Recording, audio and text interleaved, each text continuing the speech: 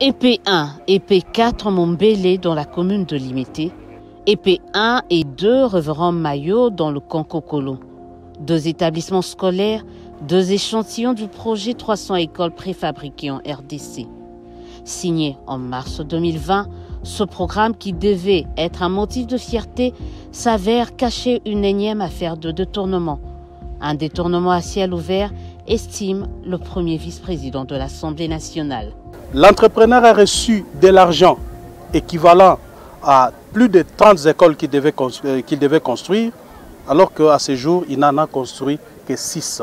Mais qu'est-ce qui fait que dans ces contrats, qui stipulent clairement que l'entrepreneur devait préfinancer, mais c'est l'État congolais qui a préfinancé. Et aujourd'hui, le taux de financement est élevé plus que le taux d'exécution. J'ai compris cette magouille après avoir construit une école.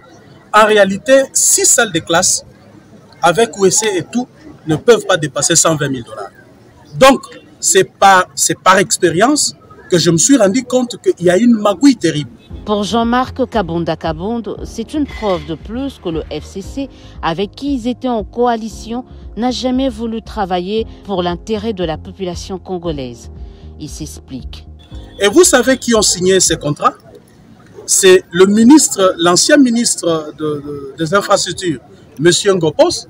C'est l'ancien ministre des Finances, M. Sele Lagouli.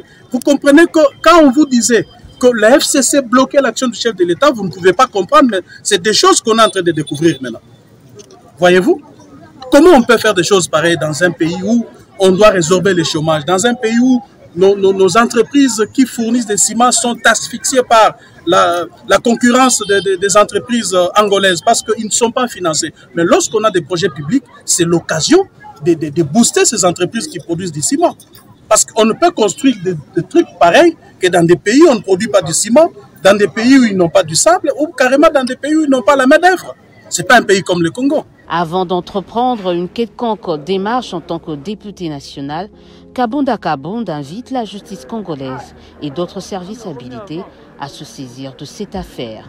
Cette affaire est grave. Parce que dans un dossier, on vous dit qu'il y a des détournement de plus de 80 millions de $. Dans un pays comme le nôtre, où on manque tout, c'est extrêmement grave.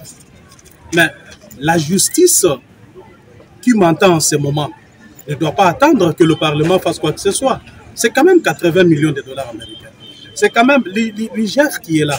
J'ai tous les dossiers, j'ai compilé tous les dossiers. Moi, je ne parle pas comme les communs des mortels.